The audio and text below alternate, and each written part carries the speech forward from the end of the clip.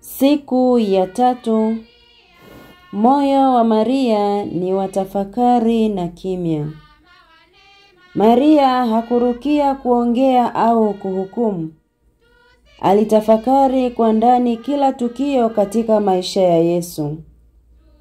Kimya chake hakikuwa uvivu, bali ni kimya cha uchambuzi wa ndani. Moyo wa tafakari ni shule ya hekima na ya kiroho. Injili ya Luka sura ya 2 aya ya 19. Maria aliyatunza maneno hayo yote akiyafikiri moyoni mwake. Naye Mtakatifu Bernardi anatuambia, wale wanaofikiri kwa moyo kama Maria hawatashindwa kamwe na kelele za dunia.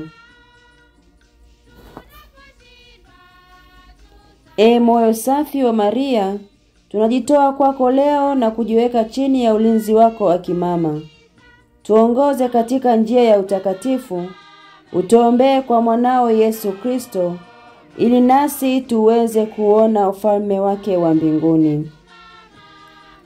Atukuzwe Baba na Mwana na Roho Mtakatifu, kama mwanzo na sasa na siku zote na milele. Amina.